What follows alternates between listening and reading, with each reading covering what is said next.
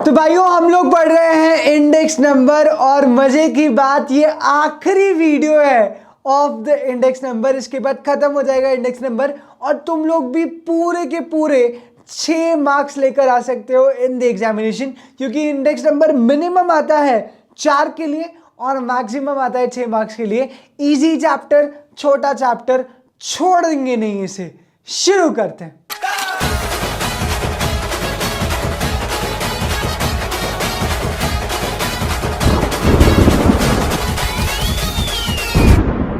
तो भाइयों हम लोगों को पढ़ना था बेस शिफ्टिंग, क्योंकि चेन बेस इंडेक्स नंबर हम लोग पिछले वीडियो में पढ़ चुके। बेस शिफ्टिंग एक बहुत ही इंपॉर्टेंट कॉन्सेप्ट है। मैं समझाता हूं बेस शिफ्टिंग कैसे की जाती है। तो भैया बेस शिफ्टिंग का सिंपल सा फॉर्मूला है, मल्टीप्लाई कर दो इंडेक्स नंबर को और डिवाइड कर दो 100 के साथ। सिंपल। तो मल्टीप्लाई कर दो 2 इंडेक्सेस का और डिवाइड कर दो उसको 100 से, तुम्हें तुम्हारा बेस वाला इंडेक्स मिल जाएगा। मैं इलस्ट्रेट करता हूं विद एन एग्जांपल। सपोज 2010 में विथ रिस्पेक्ट टू 2000 इंडेक्स था 120। 2020 का index with respect to 2010 given है 150। अब सवाल पूछा है कि 2020 का इंडेक्स बताओ with respect to 2000। That's what the question is. ध्यान से सुनना। 2010 का index with respect to 2000 is 120। 2020 का इंडेक्स विथ रिस्पेक्ट टू 2010 150। अब वो पूछ रहा है 2020 का इंडेक्स विथ रिस्पेक्ट टू 2000 क्या है, यानी कि x दे रखा है with respect to y, z दे रखा है विथ रिस्पेक्ट टू x, और अब तुम्हें निकालना है z with respect to y। This is what the question mark is. तो आसान है ना यार, क्या बताया मैंने। जो भी 2 इंडेक्स हैं उन दोनों का आपस में मल्टीप्लाई करो और डिवाइड कर दो 100 से। तो जो 2020 का इंडेक्स आएगा विथ रिस्पेक्ट टू 2000 वो इंडेक्स होगा 120 इंटू 150 डिवाइडेड बाय 100। करके देखते हैं। 120 इंटू 150 डिवाइडेड बाय 100, तो आंसर आ जाएगा 180 मेरे भाइयों। तो आसान है यार। Index number of current year with respect to a given base year, then index number of another year with respect to the current year. Now you'll have to calculate index number of another year with respect to the base year. तो समझ रहे हो ना। 2 का index दे रखा है with respect to 1, 3 का index दे रखा है विथ रिस्पेक्ट टू 2, और तुम्हें निकालना है 3 का इंडेक्स विथ रिस्पेक्ट टू 1। इसी को ही कहा जाता है बेस शिफ्टिंग। कुछ नहीं करना है, जो 2 इंडेक्सेस अवेलेबल है उनका मल्टीप्लाई करो और डिवाइड कर दो 100 के साथ, तुम्हारा बेस शिफ्ट हो जाएगा। तो भाइयों इसी के साथ बेस शिफ्टिंग भी हो गई खत्म। एक अंतिम पार्ट बचा हुआ इंडेक्स नंबर का स्पेशल पॉइंट्स के अंदर, जिसे हम लोग कहते हैं सैलरी क्वेश्चंस। तो देखो बहुत सिंपल सा लॉजिक है।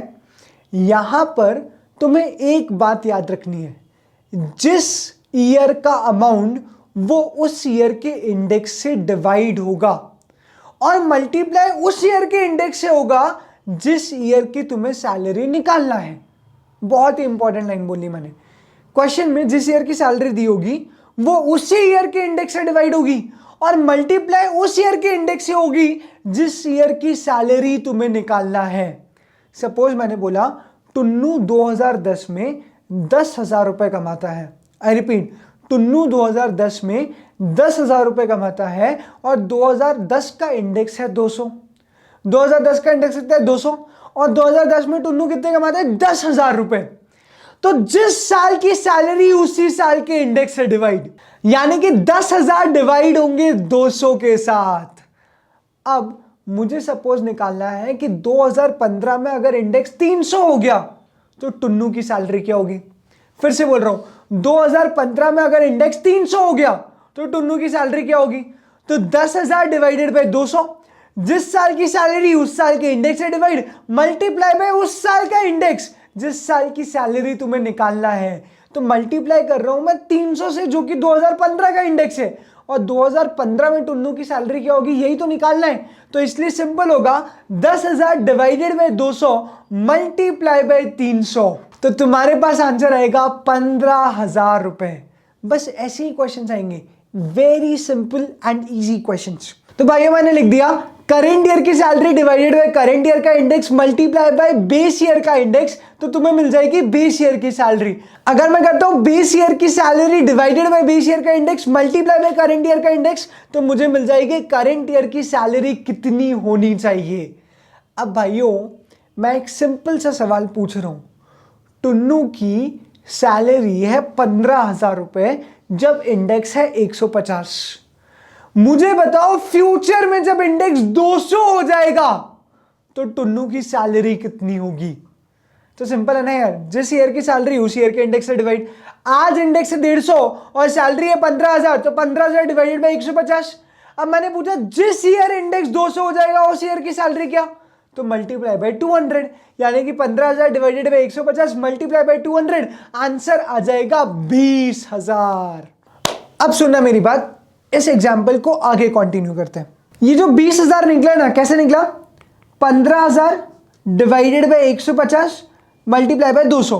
सिंपल है ना यार, बेस ईयर की salary divided by base year का index multiply by current year का इंडेक्स, तो तुम्हारे पास आंसर आ जाएगा 20,000। ये शुड हैव बीन सैलरी है। अरे सिंपल सी बात है ना यार, ऑफिस में हर बार 5-5% बढ़ाते, क्यों बढ़ाते, इन्फ्लेशन के कारण। सैलरी कुछ तो बढ़नी चाहिए। आज अगर मुझे 10,000 रुपये मिलते हैं तो मैं यूट्यूब पे अगर पढ़ाने के लिए, तो मैं एक्सपेक्ट करूंगा कि जब बहुत सारे कमेंट्स, बहुत सारे लाइक्स आ जाएंगे तो मुझे किसी दिन 15,000 रुपये मिलेंगे। तब भी मेरा लेवल सेम रहेगा, स्टेटस सेम रहेगा, क्योंकि जब मैं 10 से 15 पहुंचूंगा तब टीवी भी तो महंगी हो जाएगी, तब पेट्रोल भी तो महंगा हो जाएगा, डीजल भी तो महंगा हो जाएगा। अगर मैं 10 से 15 नहीं पहुंच पाया तो जो मैं आज अफोर्ड कर पा रहा हूं वो अफोर्ड ही नहीं कर पाऊंगा, क्योंकि मार्केट में इन्फ्लेशन हो जाएगा। तो इसलिए जल्दी से यार कमेंट कर दो, जल्दी से लाइक कर दो, ताकि मेरी सैलरी 10,000 से बढ़कर एटलीस्ट 25-30,000 तक तो हो जाए। घर चलाना पड़ता है यार, समझो। By the way it was just a joke, comment से कोई पैसे नहीं आते, ये पूरा फ्री है, फुल फ्री है। 20 days pledge, we are not earning anything from you except respect and the love that we receive। तो चलो आगे बढ़ते। इमोशनल हो गया यार मैं, भाई ने इमोशनल कर दिया। चलो वापस आते हैं जल्दी से। 20 दिन में सिलेबस करना है, एग्जाम आ रही है, बहुत नौटंकी हो गई। 20,000 शुड हैव बीन सैलरी है, मतलब सैलरी 20,000 तो होनी चाहिए। अब मान लो टुन्नू को 30,000 रुपए मिलते हैं, तो अब मान लो टुन्नू को मिलते हैं 22,000 रुपए। अगर टुन्नू को मिलते हैं 22,000 रुपए, तो टुन्नू कहेगा कि यार मेरी सैलरी मिनिमम 20 होनी चाहिए थी और मुझे मिलते हैं आज 22। तो टुन्नू बोलेगा मुझे 2,000 रुपए का रियल गेन है। अच्छा 2,000 रुपए का रियल गेन मतलब यार टुन्नू की सैलरी जो 15,000 से 22,000 हुई है, मतलब टुन्नू ने तो टोटल 7,000 रुपए ऊपर सैलरी रिसीव की है। तो ये 7,000 रुपए भी तो गेन है। This is called as nominal gain. Tunnu ने बोला अगर मैं देखूं तो मेरी सैलरी 7,000 बढ़ी है 15,000 की तुलना में, पर ये 7,000 नॉमिनल है क्योंकि इसमें इन्फ्लेशन एडजस्टेड नहीं है। जिसमें इन्फ्लेशन एडजस्टेड होता है वो रियल होती है।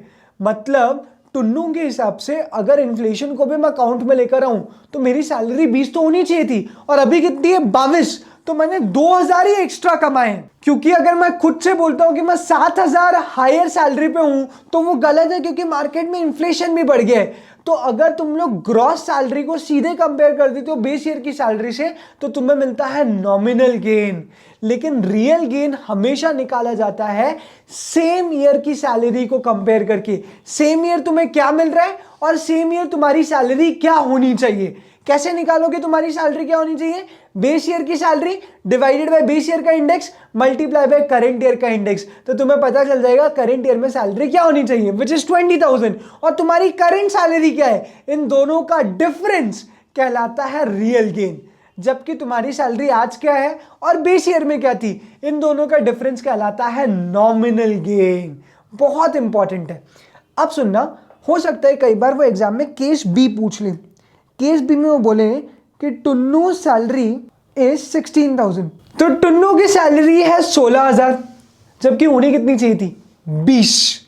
तो क्वेश्चन पूछेगा बताओ टुन्नू को कितना डीए पे करे। डीए मतलब क्या? Dearness allowance. कितना डीए पे करे टुन्नू को डियरनेस अलाउंस? तो टुन्नू को 4,000 का डीए पे करना पड़ेगा। 20 - 16, यार सैलरी है 16, होनी चाहिए थी 20, 4,000 रुपए इन्फ्लेशन के लिए दे दो, क्योंकि महंगाई बढ़ती जा रही है इसलिए मिलता है डियरनेस अलाउंस। डियरनेस महंगाई का दूसरा नाम है। तो दो इंपॉर्टेंट कॉन्सेप्ट सीखे। सैलरी आज क्या है, माइनस क्या होनी चाहिए थी, रियल गेन। सैलरी क्या होनी चाहिए थी, माइनस आज क्या है, डियरनेस अलाउंस। सिंपल है, जल्दी से नोट डाउन करते हैं। तो भाइयों मैंने लिख दिया, अगर आज की सैलरी में से मैं should have been salary minus करूंगा तो मुझे मिलेगा रियल गेन, और अगर मैं शुड हैव बीन सैलरी से आज की सैलरी माइनस करूंगा तो मुझे मिलेगा डियरनेस अलाउंस। बधाई हो, जोरदार बधाई, बधाइयां ही बधाई, क्योंकि फाइनली हमारा चैप्टर इंडेक्स नंबर हो जाता है खत्म। फुल टू खलास, हर एक कॉन्सेप्ट डिटेल में डिस्कस कर लिया। अब सिर्फ समय है सवाल पे सवाल करने का। तो देरी किस बात की, शुरू करते हैं। तो देखो भाइयों, यहां पे दे रखा है कि P1 Q1 P0 Q0 कौन से टेस्ट से बिलोंग करते हैं। तो वैल्यू है ना भाई, सेम ईयर का price multiply by same year की quantity divided by same year का price multiply by same year की क्वांटिटी। तो ये वैल्यू इंडेक्स नंबर है, दिस इज V01, यानी कि ये है फैक्टर रिवर्सल टेस्ट। एक और क्वेश्चन कर दे, question on to your screen. बावली जो है, बावली है वो है ना, बावली नहीं है, प्लीज ध्यान देना। तो बावलीज इंडेक्स नंबर इज 150 और ला का इंडेक्स नंबर है 180 और पा का इंडेक्स नंबर पूछ रहे हैं। तो मुझे बताओ ला प्लस पा डिवाइडेड बाय 2 क्या होता है, बावली। तो ला कितना हुआ 180, पा पता नहीं, divided by 2 is equal to बावली विच इज 150। तो पा भाइयों मेरा आ जाएगा 300 माइनस 180 यानी कि 120। डंटना, ये मतलब पोपलू को बुलाते हैं ना नर्सरी से करने के लिए, तो वो भी तुमसे जल्दी कर देता है। इतना इजी क्वेश्चन नहीं है। चलो अगला क्वेश्चन है, फैक्टर रिवर्सल टेस्ट इज, क्या होता है factor reversal test, P01 multiply by Q01 price index number multiply by quantity index number is equal to V01। यही तो होता है मेरे भाई फैक्टर रिवर्सल टेस्ट। आगे वो पूछता है the circular test is an extension of, तो चीख कर बोला यार मैंने वीडियो में, सर्क्यूलर टेस्ट एक्सटेंशन है टाइम रिवर्सल टेस्ट का। फिर अगला सवाल, the index number of price at a place in the year 2008 is 225 with 2004 as the base year, then there is, inflation पूछ रहे हैं वो बोल रहा है कि 2008 का इंडेक्स नंबर 225 है 2004 की तुलना में। तो बताओ इन्फ्लेशन कितना हुआ। तो इन्फ्लेशन हुआ है 125%। सिंपल है ना यार, 225 माइनस 100 यानी कि 125%। This is the rate of the inflation. तो अगला सवाल देखते हैं, 2005 का प्राइस इंडेक्स है 286 with base 1995, then how much price increased in 2005 with base 1995। तो क्लियर आंसर है यार, 286 माइनस 100 यानी कि 186% का इन्फ्लेशन हुआ है। सिंपल है, खत्म हो गया। अगला सवाल फिर से इन्फ्लेशन बेस्ड, देखते हैं। If in 2005 the prices are 2.78% more than that in 1998, then price index number is, तो भैया अगर 2.78 इन्फ्लेशन का परसेंट है तो इंडेक्स कितना होना चाहिए, 102.78%। क्योंकि 102.78 में से मैं माइनस 100 करूंगा तो आएगा 2.78। तो पोपलू को बुला दो प्लीज, ये क्वेश्चन तुम्हारे और मेरे करने लायक नहीं है। अगला क्वेश्चन करते हैं। ये क्वेश्चन देखकर तो मुझे चक्कर आ रहे हैं, मुझे बहुत तेज चक्कर आ रहे हैं। मुझे उम्मीद है कि तुम बोलोगे कि सर तो आप थोड़ा रेस्ट कर लो, हम ये क्वेश्चन कर लेंगे, ऐसा तुम लोगों को बोलना है मुझे, क्योंकि यहाँ पर ये क्वेश्चन में दे रखा है when the prices are decreased by 30%। अब चक्कर भी आ रहे तो क्या मजबूरी है, काम तो करना ही पड़ेगा, तो करता हूँ। When the prices are decreased by 30% then the index number is now, बताओ 30% प्राइस डिक्रीज हुआ है तो इंडेक्स नंबर कितना होगा, 70। तो सिंपल है ना यार, बेस ईयर में प्राइस 100 था, 30% डिक्लाइन हुआ है तो करेंट ईयर में इंडेक्स हो जाएगा 70। Simple question. तो सीधे चलते हैं हम नेक्स्ट क्वेश्चन की तरफ। On to your screen guys, यहां दे रखा है monthly salary of an employ. Employ हमको अच्छा नहीं लगता, ऐसे किसी को एम्प्लॉय नहीं बोलना, हम लोग इसकी जगह नाम दे देते हैं, इसकी जगह हम लोग नाम दे देते हैं मुकेश अंबानी। मुकेश अंबानी को एम्प्लॉय रखेंगे हम। कभी कभार क्वेश्चन में तो ऐसा रिच फील ले लेना चाहिए। The monthly salary of Mukesh Ambani was rupees 10,000 in the year 2000. It was increased to rupees 20,000 in the year 2013. तो 2000 में मुकेश अंबानी की सैलरी थी 10,000 और 2013 में मुकेश अंबानी की सैलरी हो गई 20,000. While the consumer price index number is 240 in the year 2013. 2013 में इंडेक्स है 240 और बेस ईयर दे रखा है 2000, यानी 2000 के कंपैरिजन में 2013 का इंडेक्स है 240. What should be his salary in comparison of consumer price index in the year 2013? वो बोल रहे जो सैलरी आज मिल रही है उससे मतलब नहीं है, सैलरी कितनी होनी चाहिए एज पर दी कंज्यूमर प्राइस इंडेक्स.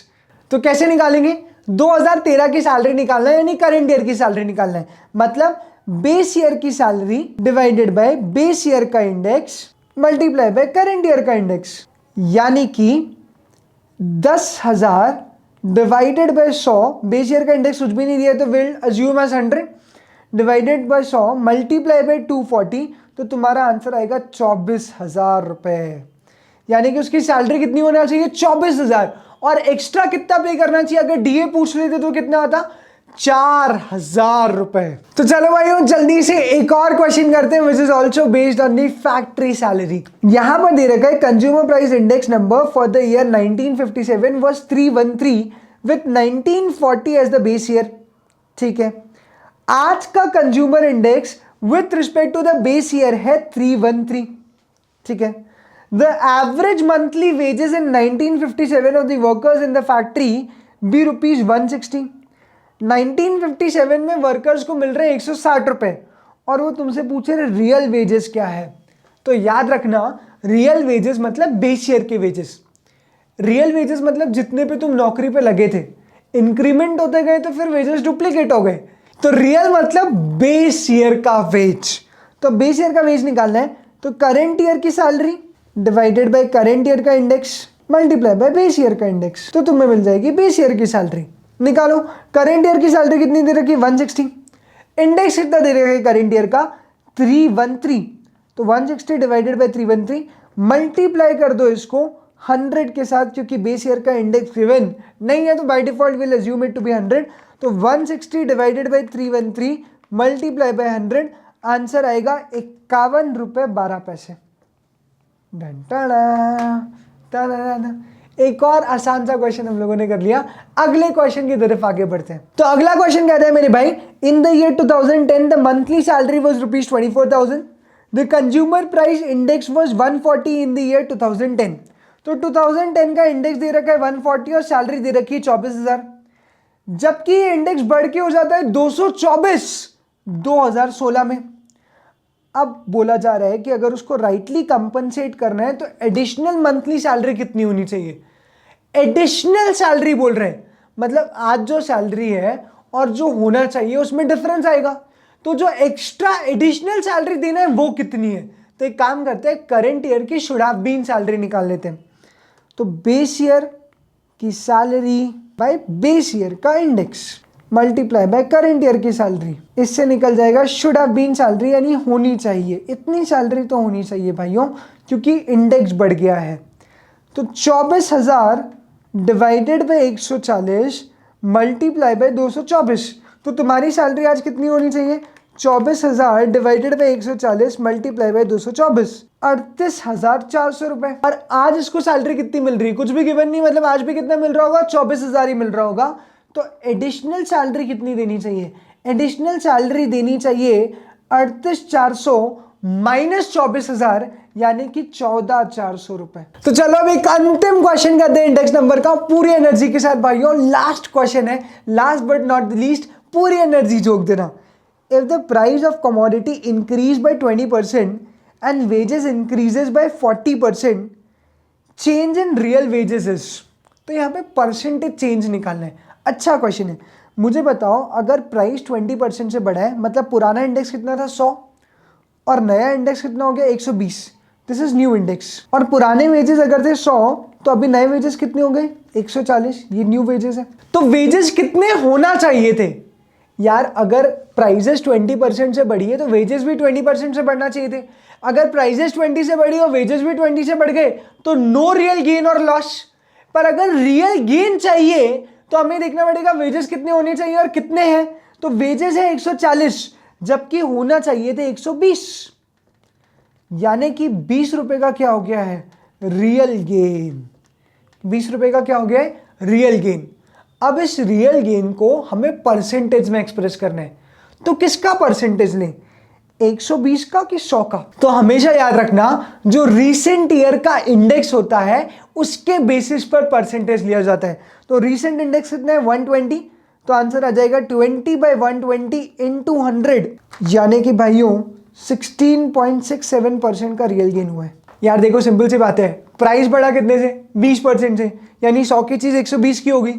मेरी सैलरी अगर 100 रुपए थी तो वो भी 120 हो जानी चाहिए थी, लेकिन सैलरी हो कितनी गई, 140, यानी 20 रुपए सैलरी बढ़ गई। कब बढ़ी, जब मार्केट में प्राइस कितना चल रहा है 120। तो 20 रुपए बढ़े 120 रुपए पे, मल्टीप्लाई बाय 100, आंसर आ जाएगा 16.67%। तो रियल गेन हुआ है 16.67% का। सिंपल है, real profit divided by current year का इंडेक्स मल्टीप्लाई बाय 100। हमेशा याद रखना बेस ईयर के इंडेक्स का परसेंटेज नहीं निकलता है, करेंट ईयर के इंडेक्स का परसेंटेज निकलता है, इसलिए मैंने डिवाइड बाय किया है 120। तो real gain divided by 120 multiply by 100, answer हाजिर है 16.67%। ये सबसे डिफिकल्ट क्वेश्चन था जितने भी सैलरी वाले क्वेश्चंस हैं। तो अगर ये कर लिया तो ऑलमोस्ट सब कुछ कर लिया। तो देखो भाई ये है पूरा चैंपियंस वाला चार्ट, और अगर मैं ईमानदारी से कहूं तो ये है पूरे के पूरे 6 नंबर्स ऑफ द एग्जाम। हम लोगों ने स्टार्ट किया सिंपल मेथड से, फिर गए एग्रीगेटिव मेथड पर, फिर हम लोगों ने डिस्कस किए बहुत सारे स्पेशल पॉइंट्स जिसमें सीबीआई था, बेस शिफ्टिंग था, test of adequacies of index number थे, साथ ही साथ हम लोगों ने सैलरी वाले क्वेश्चंस भी डिस्कस किए, इन्फ्लेशन और डिफ्लेशन भी पढ़ा। तो ऑल टुगेदर सारे के सारे टॉपिक्स हम लोग इंडेक्स नंबर के निपटा चुके।